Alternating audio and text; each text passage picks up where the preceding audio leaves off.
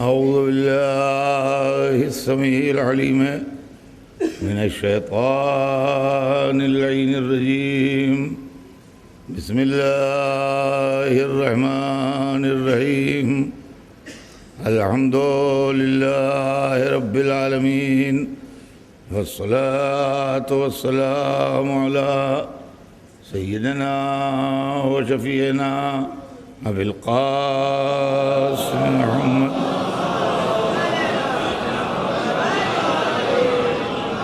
وأهل بيته الطيبين الطاهرين المعصومين ولعنة الله على أعدائهم أجمعين من يومنا هذا إلى يوم الدين. أما بعد فقد قال رسول الله صلى الله عليه وآله وسلم إني تارك فيكم الثقلين كتاب الله وعترتي أهل بيتي ما إن تمسكتم بهما لن تضلوا بعدي وإنهما لن يفترقا حتى يردا علي الحوض. صلوات بھیجنے ہیں محمد.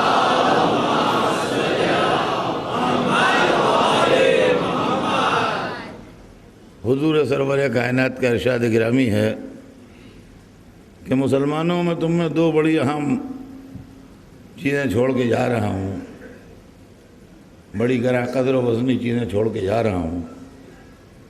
ایک اللہ کی کتاب ہے اور ایک میری عطرت ہے، میرے اہل بیت ہیں.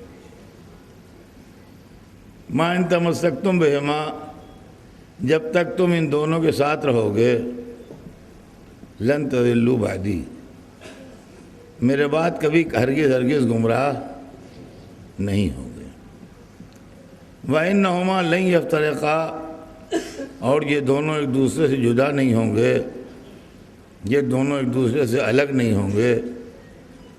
حتیٰ یرد علی الحوض، یہاں تک کہ میرے پاس حوض کوثر تک پہنچ جائیں. اللہ نے گرامی ہمارے آپ کے درمیان جو گفتگو چل رہی ہے، اب قریب وہ آخری منزل میں ہے.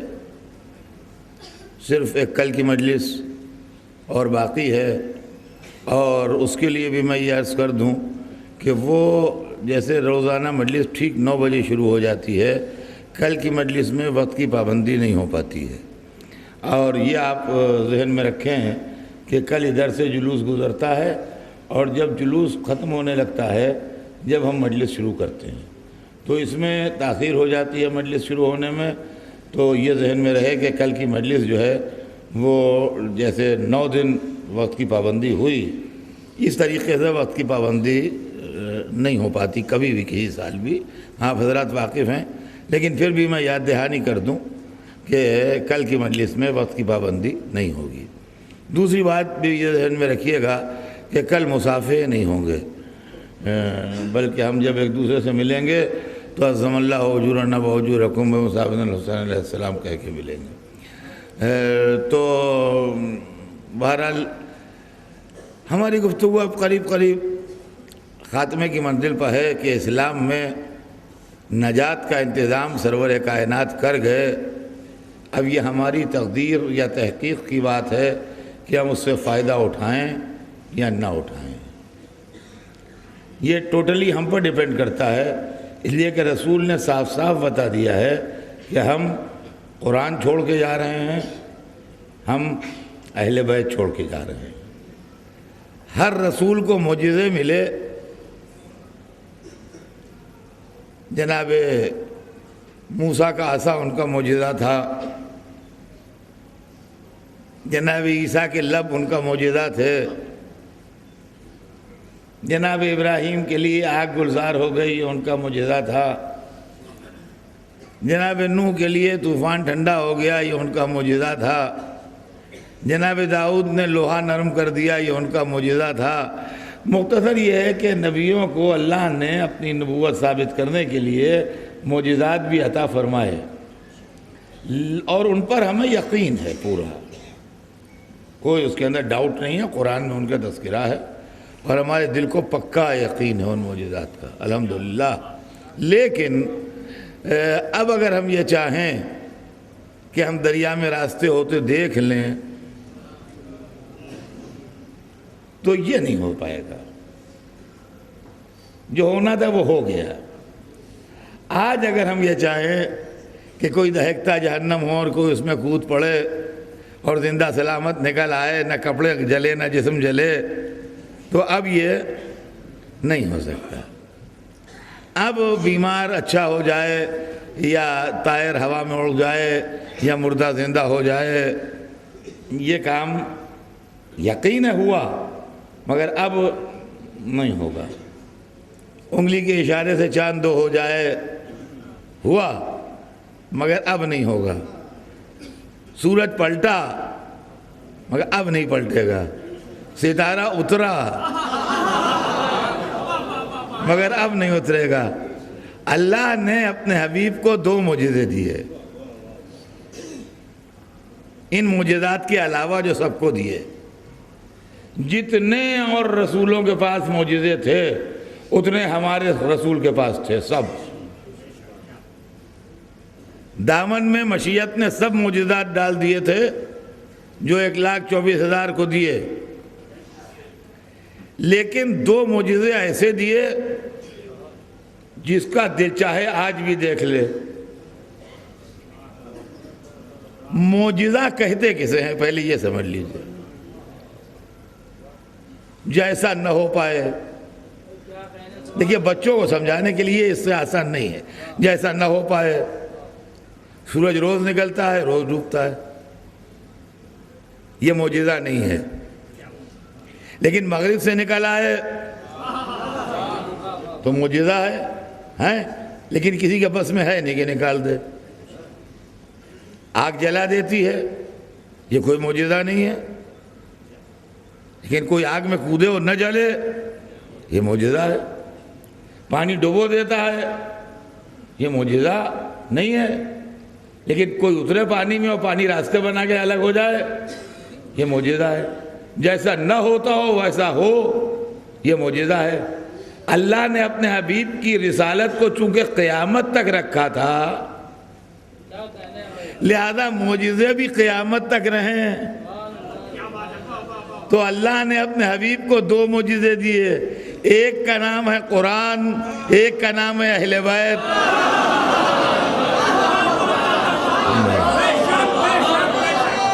ایک کا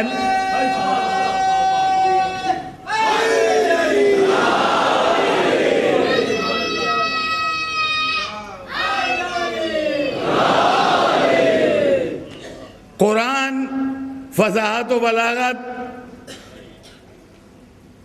قرآن فصاحت و بلاغت کا معجزہ ہے، اہل بیت کردار و سیرت کا معجزہ ہے۔ زبان کے مقابلے میں کوئی قرآن جیسا قرآن نہ لا سکا، اہل بیت کے مقابلے میں کوئی علی جیسا کردار نہ لا سکا۔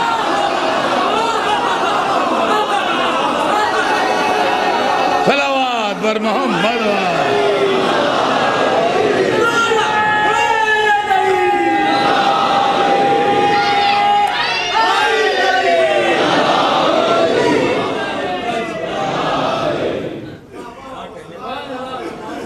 اب قرآن کا معاملہ یہ ہے کہ عربوں کو اپنی زبان پر بڑا ناز تھا، وہ کچھ جانتے ہوں یا نہ جانتے ہوں، لیکن زبان کے بڑے پختہ اور پکے، فصاحت و بلاغت، اپنے علاوہ سب کو گونگا کہنے والے کہ ہمارے علاوہ کوئی بولنے ہی نہیں جانتا، ان کے بیچ میں قرآن آیا تو وہ جو اپنے کو زباندہ کہتے تھے قرآن کے سامنے گونگے ہو گئے، اور قرآن کو سن کے وہ حیرت میں رہ گئے کہ ہے ہماری زبان مگر کیا انداز ہے، کیا اسٹائل ہے، کیا کہنے کی بات ہے۔ کئی دفعہ کوشش کی کہ قرآن کا جیسا بنا لائیں، بنا نہیں۔ قرآن کا جیسا بنا لائیں، بنا نہیں۔ اچھا، دنیا میں انسان چیلنج نہیں قبول کرتا ہے۔ دیکھیے مزاج یہ ہے انسان کا کہ آپ ویسے سیدھے سیدھے چلے، وہ کوئی نہیں بولتا کسی سے، لیکن جہاں چیلنج دیجئے وہیں بھڑکتا ہے۔ ایک صاحب بہترین شاعر ہیں، آپ کے فیورٹ شاعر ہیں، پڑھتے ہیں یہاں، لوگ ان کی تعریف کرتے ہیں، تو لوگ تعریف کرتے ہیں، وہ پڑھتے ہیں، اچھا کہتے ہیں، لیکن اگر کوئی صاحب کہہ دیں کہ ان سے بہتر کوئی کہہ کے دکھائے، دسیوں شاعر کھڑے ہو جائیں گے کہ ہم خود ان سے بہتر کہہ کے دکھا دیں گے۔ آدمی کا مزاج چیلنج نہیں قبول کرتا ہے، تعریف کریں گے، چیلنج نہیں مانیں گے۔ قرآن نے ایک چیلنج دیا کہ اگر کوئی شک ہے تو ایک قرآن ایسے ہی لے آؤ، نہ لا پائے۔ جب نہ لا پائے تو قرآن نے چیلنج کا ریٹ گھٹا دیا، کہا اچھا پورا قرآن نہ لاؤ، 10 سورے لے آؤ، 10 بھی نہ لائے۔ جب 10 بھی نہ لا پائے تو قرآن نے اور ریٹ گھٹایا، 1 سورے کا جواب لے آؤ۔ اچھا لمبا سورہ سورہ بقر بھی ہے اور سورہ انا اعطیناک الکوثر بھی ہے، قرآن نے سورے کا سائز بتایا نہیں۔ اگر کوئی سورہ انا اعطیناک الکوثر کے سائز کا سورہ بنا کے لے آتا تو کہتا صاحب آپ نے سورہ کہا تھا، دیکھیے سورہ لے آئے ہم۔ معلومات چھوٹا سورہ ہو قرآن کا یا بڑا، اس کا جیسا ناممکن۔ اسی لیے اہل بیت کو 14 حصوں میں بانٹا کہ چھوٹا ہو یا بڑا ان کا جیسا ملے گا نہیں۔ صلوات بھیج دیں محمد۔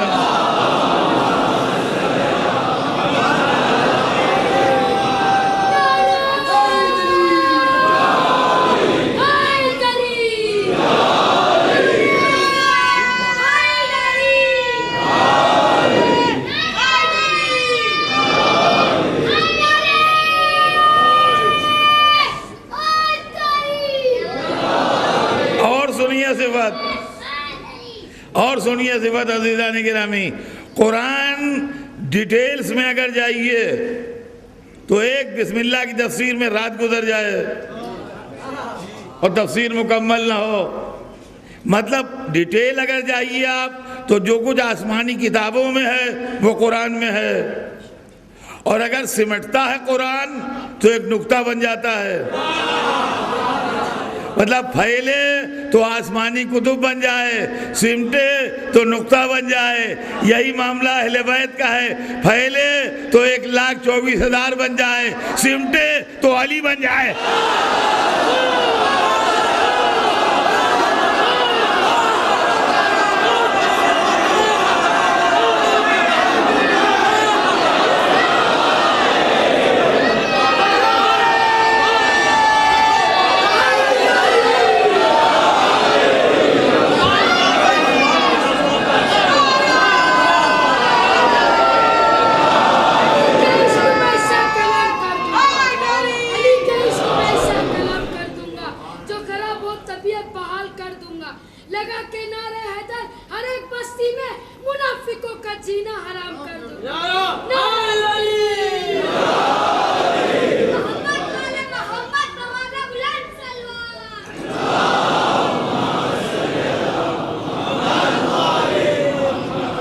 قرآن الحمدللہ آج بھی موجود ہے، اور عربی زبان بھی دنیا میں ایگزسٹ کرتی ہے۔ ایسا نہیں ہے کہ یہ زبان فنا ہو گئی ہو، دنیا کے بہت سے ممالک عربی بولتے ہیں، اور قرآن کا چیلنج آج بھی ہے کہ اگر ڈاؤٹ ہے تو اس کا جیسا لے آؤ، اگر شک ہے تو اس کا جیسا بنا لاؤ، ایک سورہ ہی بنا لاؤ۔ لیکن آج تک کوئی ایک سورہ بنا نہ سکا۔ تو قرآن زبان و بیان کا معجزہ ہے، اہل بیت علم و حکمت، سیرت و کردار کا معجزہ ہے۔ سیرت اہل بیت بھی تاریخ کے اندر باقی ہے، خالی قرآن ہی نہیں باقی ہے، تاریخ میں سیرت اہل بیت بھی باقی ہے. جس کو ڈاؤٹ ہو، جس کو شک ہو، وہ کسی ایک کا جیسا بنا لائے. یہ ضروری نہیں ہے کہ علی ہی جیسا بنے، لیکن جہاں سب علی ہوں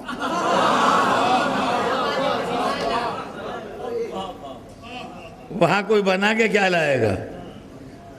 تو الحمدللہ سیرت و کردار کا معجزہ بھی موجود ہے، زبان و بیان کا بھی معجزہ موجود ہے، اور رسول کا یہ ارشاد بھی موجود ہے کہ دیکھو قرآن کے ساتھ رہنا اور اہل بیت کے ساتھ رہنا.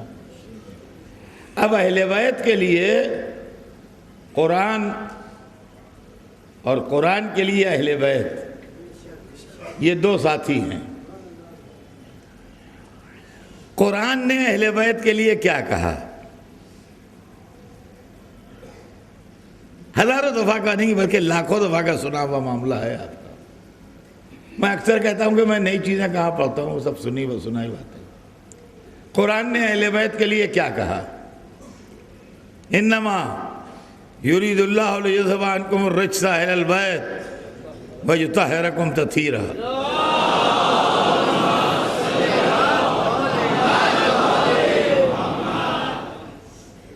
اللہ نے یہ ارادہ کر لیا ہے اہل بیت کہ آپ کو ہر طرح کی گندگی سے دور رکھے گا اور آپ کو اس طرح پاک و پاکیزہ رکھے گا جو پاک و پاکیزہ رکھنے کا حق ہے. بچہ جانتا ہے. پڑھی میں نے آیت، ترجمہ کیا، کوئی ایک ایسا نہیں جو کہے کہ ہم نے پہلی دفعہ سنا ہے. بچہ جانتا ہے، ہر بچہ. اور قرآن نے جب اپنی طہارت کے لیے بات کی تو کیا کہا؟ لا یمسہ الا المطہرون. پاک و پاکیزہ کے سوا کوئی مس نہیں کر سکتا. تو حضور اٹھاتے تو اس کو غیر مسلم بھی ہیں. یہ کیا کہا قرآن نے؟ یعنی فکر قرآن تک نجاست پہنچ نہیں سکتی.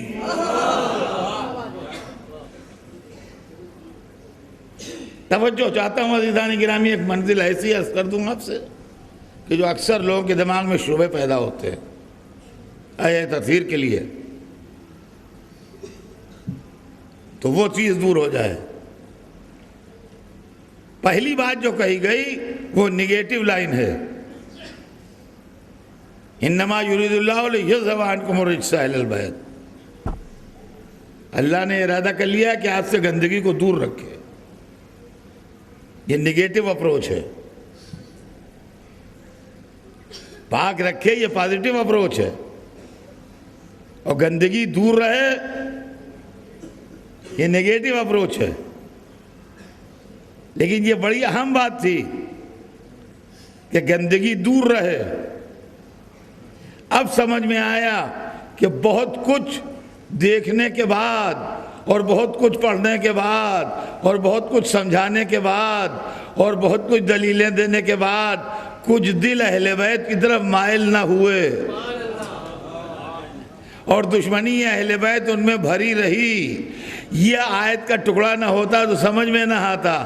اس لیے کہ جہاں اصل میں نجاست ہوتی ہے اہل بیت کے قریب نہیں آتا.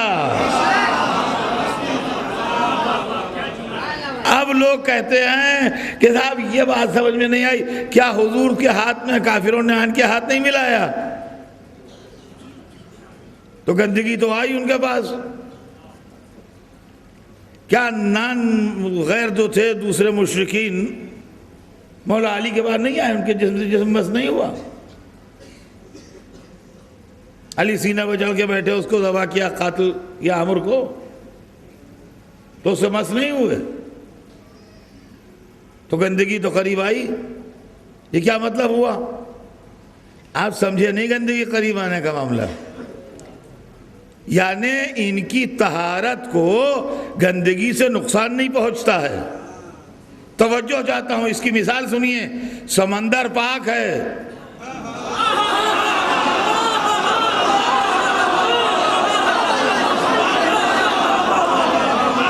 سمندر پاک ہے، آپ کتے کو لے جا کے غوطے دیجئے، کتا نجس رہے گا، سمندر پاک رہے گا. پر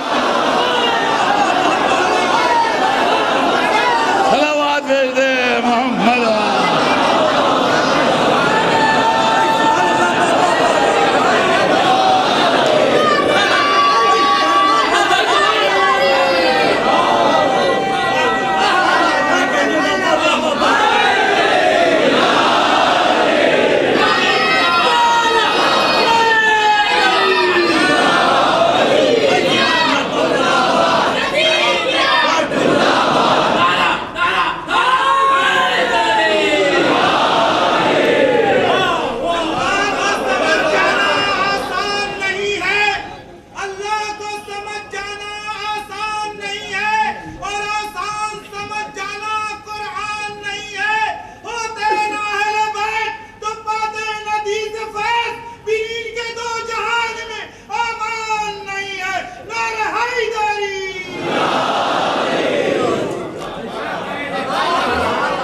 سمجھے آپ؟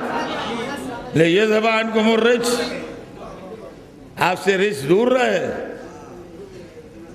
معلوم ہے ایک صاحب کو پوچھ رہے تھے کہاں گئے، کہ لیں وہ سمندر میں سور نہلانے گئے ہیں.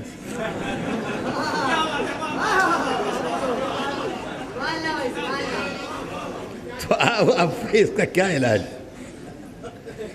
سمندر کی پاکیزگی کے اوپر 1.1% بھی کچھ اثر نہیں آئے گا.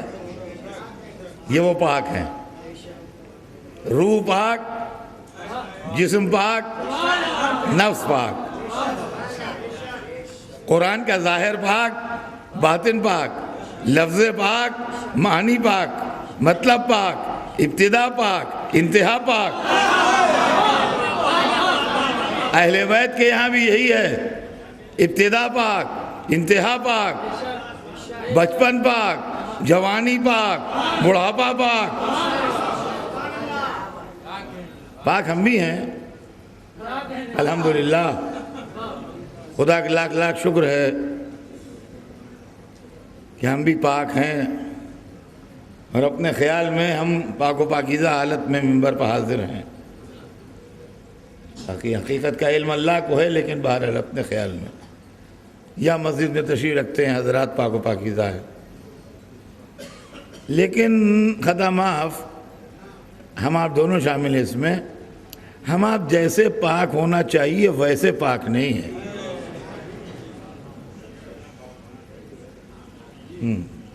پاک ہیں الحمدللہ، ہمیں اسلام نے پاک کیا ہے.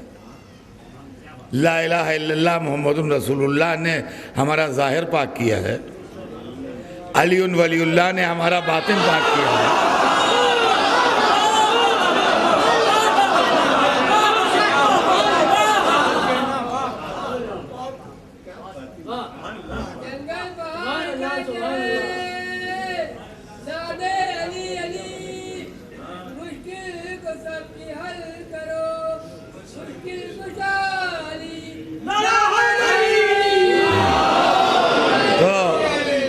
ہم کو پاک کیا ہے، ظاہر پاک ہے، باطن پاک ہے.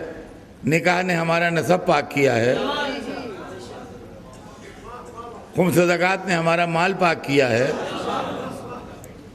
استغفار نے ہماری روح پاک کی ہے. آنسوؤں نے ہماری آنکھیں پاک کی ہیں.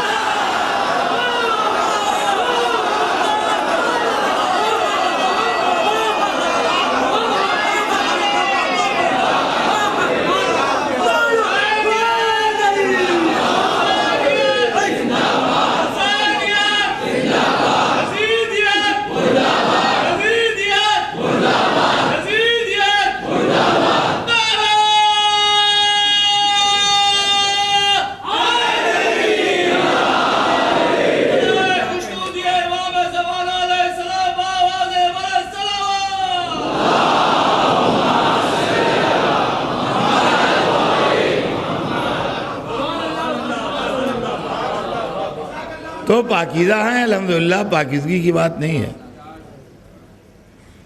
لیکن ویسے پاک نہیں ہے جو حق ہے. یہ سمجھ لیجیے. ہماری طہارت جو ہے وہ نجاست کے بریکٹ میں ہے۔ بریکٹڈ عبارت آپ نے دیکھی ہے؟ ایک بریکٹ ادھر لگا ہے، ایک بریکٹ ادھر لگا ہے، اس بیچ کے اندر جو ہوتی ہے اس کو بریکٹڈ کہتے ہیں۔ تو ہماری طہارت جو ہے وہ بریکٹڈ ہے، ادھر نجاست کا بریکٹ لگا ہے، ادھر لگا ہے، بیچ میں ہم پاک ہیں۔ اب آپ کہیں گے یہ کیا مطلب ہے؟ دیکھیے جب پیدا ہوئے تو نجس تھے، جتنے بیٹھے ہیں کوئی ایک صاحب ہاتھ اٹھائے کہ جب میں پیدا ہوا تو پاک تھا، پاک کر لیے گئے، پاک ہو گئے۔ جب پاک کر لیے گئے ہم پاک ہو گئے۔ سب کی ایک ہی کہانی ہے، دو نہیں ہے۔ جب پیدا ہوئے تو سب نجس تھے، جب پاک کر لیے گئے پاک ہو گئے۔ جیسے ہی روح نکلے گی پھر نجس ہو جائیں گے۔ جو چھو لے وہ بھی نہائے ہیں، پھر پاک کر لیے جائیں گے، پھر پاک ہو جائیں گے۔ فرمایا ہم نے تو ہماری طہارت جو ہے وہ نجاست کے بریکٹ میں ہے۔ اہل بیت کون ہے؟ جو پاک ہونے کا حق ہے۔ دنیا میں آئے تو کعبے نے آغوش شوق کھولی،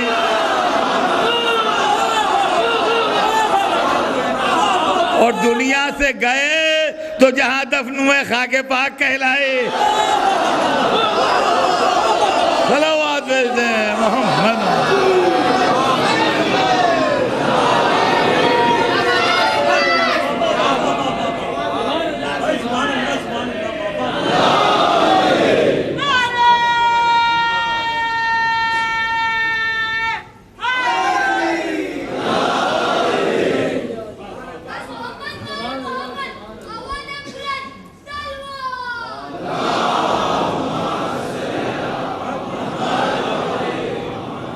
تو یہ وہ ہیں جن کا جسم پاک، روح پاک، نفس پاک۔ اب سنیے، جسم پاک، دلیل سنیے۔ جسم پاک، ولادت حسین ہوئی، رسول بیٹی کے گھر میں آئے، ام ایمن سامنے آئیں، کہا لا میرے بچے کو لا، لا میرے بچے کو لا میرے پاس۔ ام ایمن کے منہ سے نکل گیا ابھی میں نے پاک نہیں کیا۔ مزاج رسالت برہم ہوا، تو کیا پاک کرے گی جسے خدا نے پاک کر کے دیا؟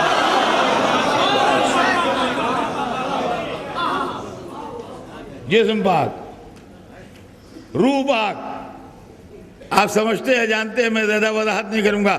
کچھ پوزیشنیں ایسی ہوتی ہیں کہ ایک مسلمان بھی مسجد میں نہیں آ سکتا ہے، کچھ حالات ایسے ہوتے ہیں کہ ایک مسلمان بھی مسجد میں نہیں آ سکتا ہے۔ مسجد میں سب کے دروازے بند کر دیے گئے، علی اور رسول کا دروازہ کھلا رہا۔ دلیل اس بات کی ہے کہ روح پاک، اب نفس پاک۔ اس کی دلیل بہت ایزی ہے، خدا کسی گندے مال کو خریدے گا نہیں۔ شب ہجرت نفس خرید کے بتایا۔ صلوات بھیجتے ہیں محمد۔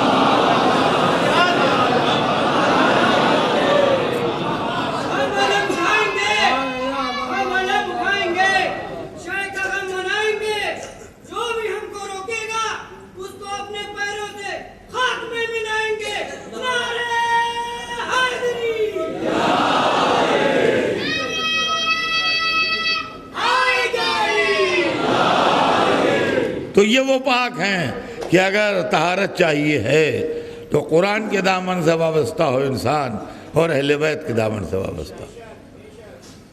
تو اہل بیت کی پاکیزگی کا مظاہرہ اس وقت ہوا جب پنجتن پاک چادر تطہیر میں یکجا ہوئے۔ کا مظاہرہ اس وقت ہوا جب پنجتن پاک چادر تطہیر میں یکجا ہوئے، اور رسول نے ہاتھ اٹھا کے کہا اللہم ہؤلاء اہل بیت، پالنے والے یہ ہیں میرے اہل بیت۔ اور اس کے بعد آیہ تطہیر نے آ کے ان کی پاکیزگی اور طہارت کا اعلان کیا۔ اور جبرائیل نے سوال کیا یا رب ومن تحت ھذا الکساء، یہ پہچانیے اہل بیت کو، پہچانیے اہل بیت کو تاکہ دھوکہ نہ ہو۔ جبرائیل جیسا ملک اور اللہ سے پوچھتا ہے یا رب وہ من تحت ھذا الکسا، پالنے والے اس کسا کے نیچے کون ہیں؟ اے جبرائیل صبح شام جاتے ہو، آیتیں لے کے جاتے ہو، اللہ کا پیغام و سلام لے کے جاتے ہو، گہوارہ جنبانی کو جاتے ہو، اور تمہیں نہیں معلوم کون ہے؟ کہا جان کے پوچھ رہا ہوں، میں جانتا ہوں کون ہے، مگر جس طرح تم جانتے ہو وہ آرڈر بدلا ہوا ہے۔ ہمارا بچہ پنجتن کے نام جانتا ہے، مسجدوں میں پنجتن کے نام لکھے ہیں، گھروں میں پنجتن کے نام لکھے ہیں لوگوں کے۔ کیا لکھا ہے؟ محمد، علی، فاطمہ، حسن، حسین۔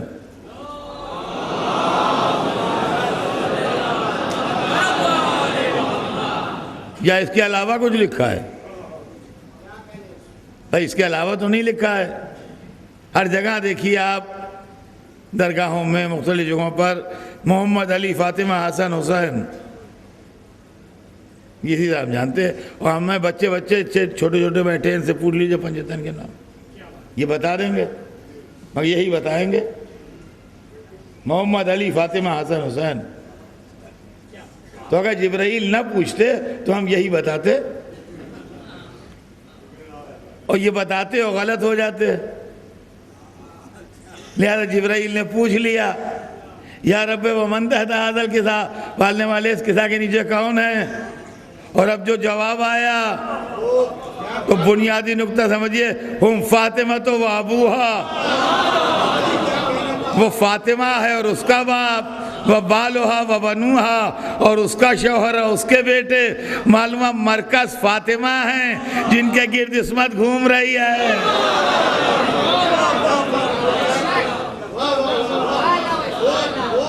اہل بیت، اہل بیت، اہل بیت کے ساتھ ہو جاؤ، گمراہ نہیں ہوگے۔ ہم فاطمہ تو وہ ابوہا، وہ فاطمہ ہیں۔ اسی لیے بی بی کو مرکز دائرہ عصمت کہا گیا۔ مرکز دائرہ عصمت جو خطاب ملا وہ اسی لیے ملا۔ مرکز دائرہ عصمت کا میں اردو میں ترجمہ کروں، اردو میں تو کیا وہ انگریزی میں ترجمہ ہوگا۔ مرکز کہتے ہیں سنٹر کو، اور دائرہ کہتے ہیں سرکل کو۔ عصمت کے سرکل کا سنٹر، یہ مرکز دائرہ عصمت کا ہماری زبان میں ترجمہ ہے، اس لیے کہ یہ عربی لفظ ہیں، مرکز بھی اور دائرہ بھی۔ مرکز مین سنٹر، دائرہ مین سرکل۔ عصمت کے سرکل کا سنٹر کون؟ جناب معصومہ۔ آپ نے کبھی سرکل بنایا ہے بچپن میں؟ دو ضلع ہوتے ہیں پرکار کے، ایک میں پنسل لگی ہوتی ہے، ایک اپنی جگہ قائم ہوتا ہے۔ گھماتے ہیں اسے، جب گھماتے ہیں تو ایک گول چکر بن جاتا ہے، دائرہ کہتے ہیں اس کو، سرکل کہتے ہیں اس کو۔ اس کی پہچان کیا ہے کہ سنٹر سے سرکل کا فاصلہ اگر ہر جگہ برابر ہے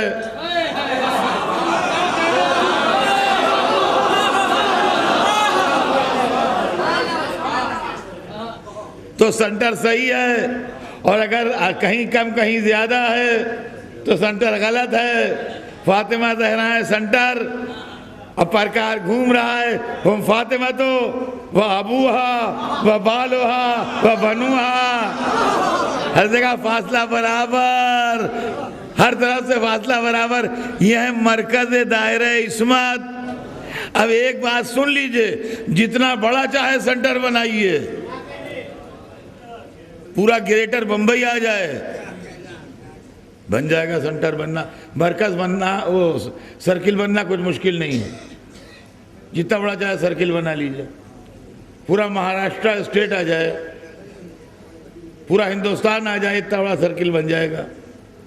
لیکن ایک سرکل میں سنٹر ایک ہوگا، دو نہیں ہوں گے۔ ایک سرکل میں دو سنٹر ہو ہی نہیں سکتے، جیسے ایک کائنات میں دو خدا نہیں ہو سکتے ویسے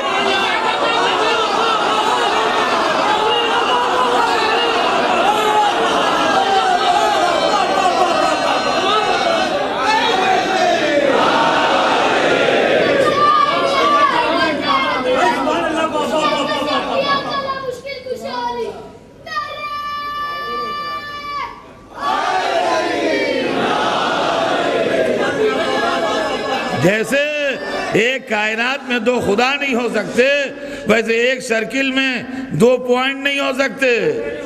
اب سمجھ میں آیا 14 معصوموں میں بی بی ایک کیوں ہے؟ صلوات بر محمد۔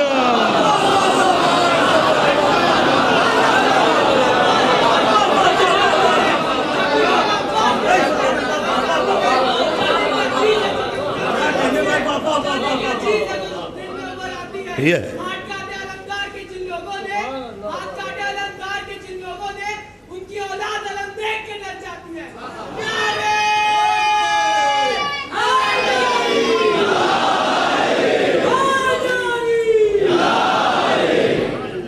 تو عزیزان گرامی یہ منزل ہے اہل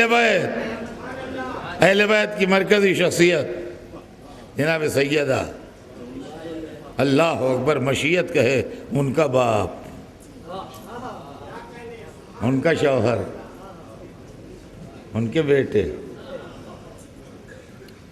یہ ہے اہل بیت، یہ ہے گھر جو اللہ کی برکتوں نعمتوں وہی مشیت کا مرکز ہے۔ اور اسی لیے سیدہ کو جو عظمت ملی وہ عظمت غیر معمولی تھی۔ عزیزان گرامی، رسول کے چھوٹے چھوٹے جملے اور چھوٹی چھوٹی حدیثیں معجزہ ہیں جس کے اندر معنی و مطالب کے اتنے بڑے سمندر ہیں کہ عقل بشر حیران رہ جائے کہ سرکار نے کیا فرما دیا۔ کوئی دنیا میں نگاہ انتخاب پروردگار میں نہ جچا۔ ہم کو آپ کیا کہتے ہیں؟ چھوٹے کے اوپر غصہ کر رہے ہیں۔ علی دکھائی دیتے ہیں آپ کو بس، اور کوئی نہیں دکھائی دیتا۔ وہ وہاں جائیے تو بس مجلس میں علی علی ہوتا ہے، اور کون ہوتا؟ اور کوئی دوسرے نہیں ہے دنیا میں کیا؟ وہ علی دکھائی دیتے ہیں۔ اب ہم چھوٹے آدمی، معمولی آدمی، آپ فٹ پاتھ پہ بیچارہ وہ کھینچ رہا ہے گاڑی، اس کو آپ غصہ کر لیجئے، گالیاں دے لیجئے، کون بولے گا اس کی طرف سے؟ کون بولے گا اس کی طرف سے؟ مزدور آدمی بیچارہ۔ کسی بڑے سیٹ سے لڑیے، کسی بڑے افسر سے جھنجٹ کیجئے تو پتہ بھی لگے کہ ہاں بھائی جھیالے ہیں، معلوم ہو کہ آج جھیالے ہیں۔ ہاں یہ کیا کہ وہاں بیچارہ وہ مزدور لیے چلا جا رہا ہے، سر پر بوجھا اس سے غصہ کر رہے ہیں، وہ کھٹارا کھینچ رہا ہے، اس پر برسے پڑ رہے ہیں، وہ بیچارہ کچھ 10-20-50 روپے کا سامان لیے سڑک کے کنارے بیٹھا ہے، اس کو مارنے کے لیے کھڑے ہوئے جا رہے ہیں۔ یہ چھچوراپن کی علامت ہے۔ سمجھ میں آیا آپ کی؟ یہ چھچورے لوگوں کا کام ہے، بڑے لوگ یہ نہیں کرتے ہیں۔ ہم لوگ کیا ہیں؟ ہماری حیثیت کیا ہے؟ ہم دین کے معاملے میں، ایمان کے معاملے میں، عقیدے کے معاملے میں ہمیں پوزیشن کیا ہے آپ یہ بتائیے؟ معمولی لوگ ہیں، ہم سے ہستینے الٹے ہوئے ہیں۔ ہر جگہ علی دکھائی دیتے ہیں، ہر جگہ علی دکھائی دیتے ہیں، ہر جگہ علی علی سمجھ میں آتا ہے۔ کوئی دوسروں نے لڑنا ہے تو ہم بھی دیکھیں آپ کی لڑائی، اللہ سے لڑیے کہ واہ معبود، جب رسول کی بیٹی کی شادی آئی تو تجھے علی نظر آئے، دوسرے نے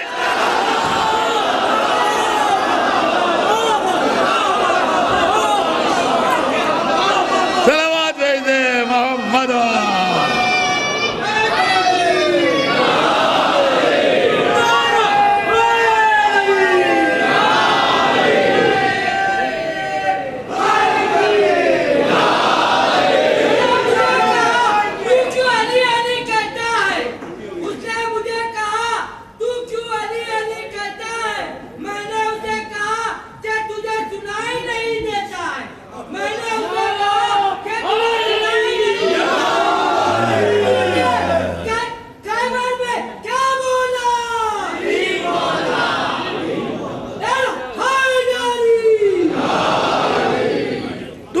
عزیزان گرامی، جب مرتبہ یہ ہو اور ایسی شخصیتیں اور ایسے پاکیزہ کردار ہمارے سامنے ہوں تو قدرتی طور سے ہدایت کے واسطے پھر انہی سے وابستگی کو دل چاہتا ہے۔ یہ رسول کا گھرانہ ہے، یہ وہ گھرانہ ہے جس کو اللہ نے نبوت کے لیے منتخب کیا، ولایت کے لیے منتخب کیا، امامت کے لیے منتخب کیا۔ اور عزیزان گرامی، خالی یہی بات نہیں ہے، یہ باتیں تو بڑی عمدہ سمجھ میں آتی ہیں، لیکن یہ بھی سمجھ لیجئے کہ یہی وہ گھرانہ تھا جو شہادت کے لیے منتخب ہوا۔ یہ بھی سمجھ لیجئے کہ شہادت ہر ایک کے بس میں نہ تھا کہ راہ خدا میں قربانی دے۔ جان بڑی پیاری ہوتی ہے، لوگ اپنی جان بچانے کے لیے نہ جانے کیا کیا کرتے ہیں، لیکن اللہ نے اسی گھرانے کو شہادت کے لیے منتخب کیا، اور اس گھرانے نے ہمیشہ شہادتیں دیں۔ اسلام آنے کے ساتھ ساتھ شہادتوں کا سلسلہ شروع ہوا بنی ہاشم کی۔ جنگ بدر میں جناب عبیدہ کام آئے، بنی ہاشم تھے۔ جنگ احد میں جناب حمزہ کام آئے، بنی ہاشم تھے۔ جنگ موتا میں جناب جعفر کام آئے، بنی ہاشم تھے۔ علی کے سر پر ضربت لگی، بنی ہاشم تھے۔ حسن کو زہر دغا پلایا گیا، بنی ہاشم تھے۔ حسین اپنا پورا کنبہ لیے ہوئے کربلا میں۔ یہ ہاشمی گھرانہ ہے، تاریخ عالم و آدم میں اس کا جواب نہ ملے گا۔ اللہ نے اپنے دین کے لیے اگر ان کو منتخب کیا ہے اور رہبری کے لیے ان کو چنا ہے تو یہ بھی تو سوچئے کہ انہوں نے اللہ کی راہ میں قربانیاں کتنی دی ہیں۔ آدمی اپنے جوانوں کی زندگی کی تمنا کرتا ہے، آدمی پیار سے اپنے بچوں کو پالتا ہے، آدمی عزت سے اپنے گھر کی خواتین کو بٹھانا چاہتا ہے گھر میں۔ یہ وہ لوگ تھے کہ علی اکبر بھی قربان، علی اصغر بھی قربان، عباس بھی قربان، قاسم بھی قربان، میری بہن زینب کی چادر بھی قربان، میری سکینہ کے گوہر بھی قربان۔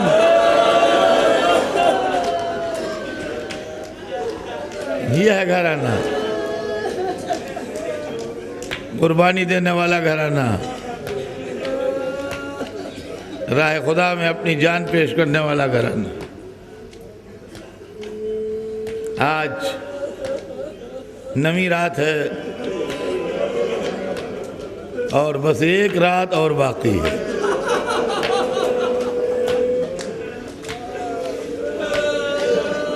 کل کی رات حسین کی رخصت کی رات ہوگی،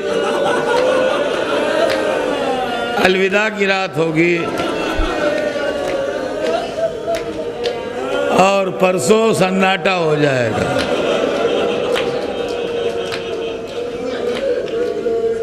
عزیزان گرامی، سوچئے کربلا میں کیا حال ہوگا۔ قیام حسینی سے دبی دبی بچوں کی الاتش کی صدائیں، گزرتی ہوئی رات کا سناٹا، اصحاب و انصار کی عبادت کی صدائیں، خیمے کے تلایا پھرتے ہوئے عباس،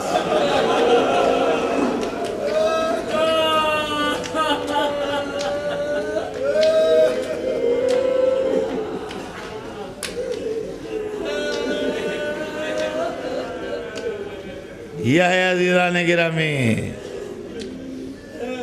کربلا آج کی رات۔ تاریخ بتاتی ہے کہ جب قربانیوں کا سلسلہ شروع ہوا تو آخر میں حسین کا جوان بیٹا آیا، بابا اب مجھے بھی اجازت ہو۔ ہر شہید کو روکا، ہر شہید کو منع کیا، علی اکبر کو روکا نہیں۔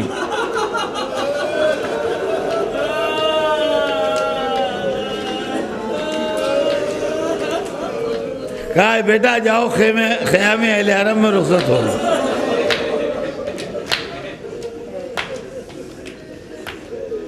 عزیزوں، مراسم میں تو سب کی رخصت ہے، مگر معتبر کتابوں میں 2 رخصتیں ہیں، ایک جناب علی اکبر کی رخصت، ایک امام حسین کی رخصت۔ علی اکبر نے خیمے میں جا کے کیا کہا،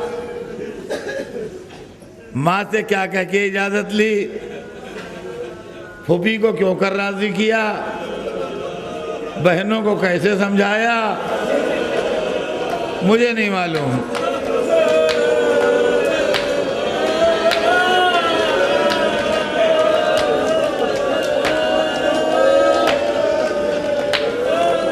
میں اتنا جانتا ہوں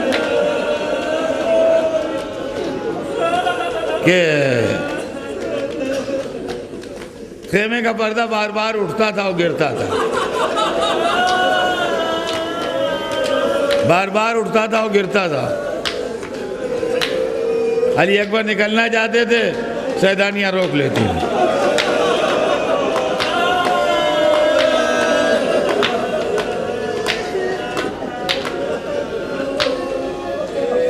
اور پھر روایت میں عجب دردناک جملہ ہے کہ علی اکبر یوں نکلے جیسے بھرے گھر سے جنازہ نکلا۔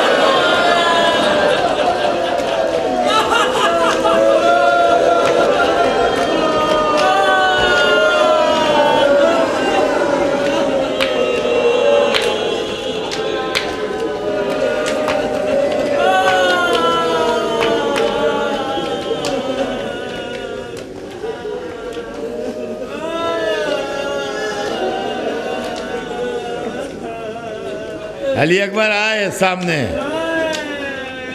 باپ نے اپنے ہاتھ سے سر پر کھول رکھا،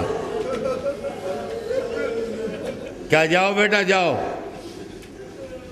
عزیزان گرامی، حدیث امام ہے، مصائب میں بیان ہوتی ہے، چونکہ مصائب میں بیان ہوتی ہے اس لیے اس کی وضاحت نہیں ہو پاتی۔ گریے کے شور میں اور آخری لمحوں میں مصائب کے حدیث کی وضاحت نہیں ہو پاتی۔ آج سن لیجئے 2 منٹ، جب علی اکبر جانے لگے تو علی اکبر تو ادھر رخصت ہوئے، حسین نے ادھر قبلے کا رخ کیا، اللہم اشہد علی ہؤلاء القوم، پالنے والے اس قوم کے ظلم پر گواہ رہنا، لقد برز الیہم غلاما اشبہ الناس خلقا وخلقا ومنطقا برسولک، میں ان کی طرف ایک ایسے نوجوان کو بھیج رہا ہوں، اشبہ الناس خلقا، ذرا 1 منٹ ٹھہر کے جملے سن لیجئے، اشبہ الناس خلقا، تمام انسانوں میں سب سے زیادہ رسول اللہ سے مشابہ۔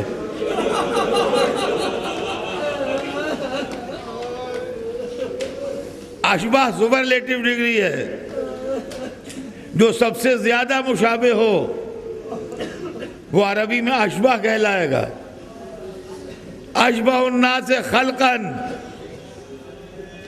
اپنی صورت میں، خلقت میں، وخلقا، اور اپنے اخلاق میں، مزاج میں۔ ہائے ہائے، دیکھیے خدا کی قسم یہ جان ہے جملہ۔ عزیزوں، صورت بنانا آدمی کے اختیار میں نہیں ہے، کوئی گورا پیدا ہوتا ہے، کوئی کالا پیدا ہوتا ہے، کوئی خوبصورت پیدا ہوتا ہے، کوئی بدصورت پیدا ہوتا ہے۔ صورت جو ہے وہ اللہ کی دین ہے، لیکن مزاج آدمی اپنا خود بناتا ہے۔ غصے ور ہیں کہ نرم مزاج ہیں، کیا اخلاق اچھا ہے، کیا اخلاق خراب ہے؟ اللہ نے علی اکبر کو وہ صورت دی جو رسول کی تھی، تو علی اکبر نے اپنا مزاج وہ بنایا جو رسول کا تھا۔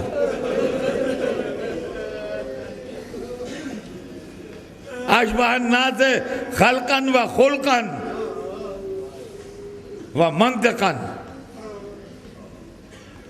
منطق کے معنی گفتگو، بول چال۔ بول چال میں 50% ہے معاملہ، کیسے بولتے ہیں آپ یہ آپ کے اختیار میں نہیں ہے۔ بعض لوگ عجب طرح سے بولتے ہیں، سمجھ میں نہیں آتے جملے، بعض لوگ کلیئر بولتے ہیں، ان کی بات سمجھ میں آتی ہے، یہ بات تو الگ رہی، لیکن کیا بولتے ہیں یہ منطق میں یہ بھی آتا ہے، کیا بولتے ہیں یہ آپ کے اختیار میں ہے۔ علی اکبر کو اللہ نے بولنے کا وہ انداز دیا جو رسول کا تھا۔ علی اکبر ہمیشہ وہ بولے جیسے رسول بولے۔ پالنے والے اس کو بھیج رہا ہوں۔ علی اکبر مقتل میں چلے گئے، ماں در خیمہ پہ آ گئی۔ اللہ آپ کے جوانوں کو سلامت رکھے۔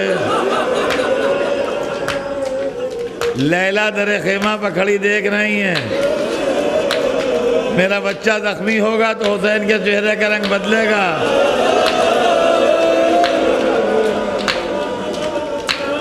ایک دفعہ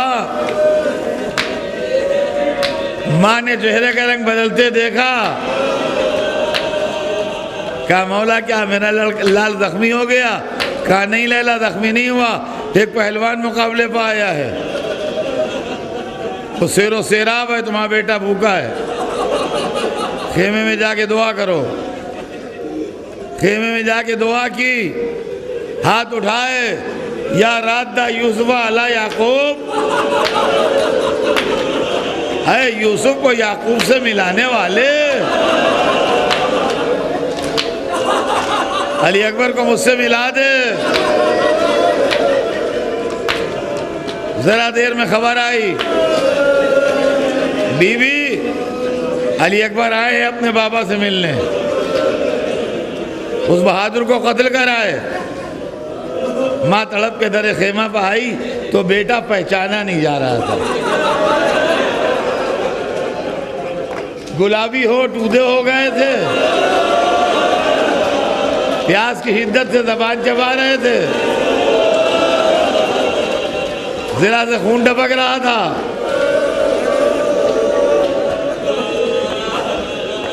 کہا یا بتا اللہ تشقت قتلنی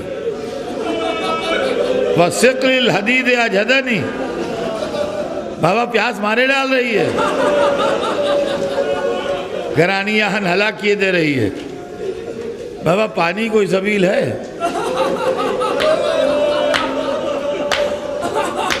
کہا بیٹا ان قریب تیرے دادا تجھے آب کوثر سے سیراب کریں گے۔ علی اکبر چلے گئے، لیلا بھی خیمے میں چلی گئیں، در خیمہ پر وہ آ گئی جس نے 18 برس پالا تھا۔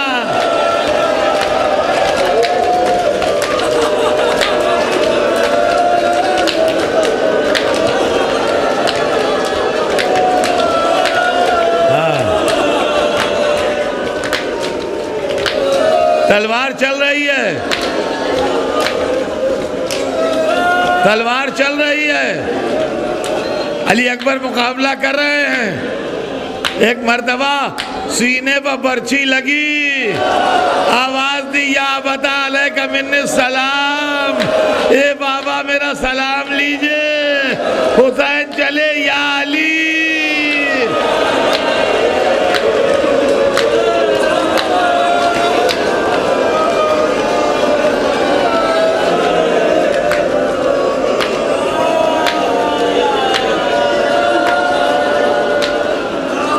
بس کلیجہ تھام لیجئے، بات ختم ہو رہی ہے۔ علی اکبر تک پہنچ گئے، علی اکبر کو دیکھا، سینے میں ٹوٹے ہوئے برچھی کے پھل کو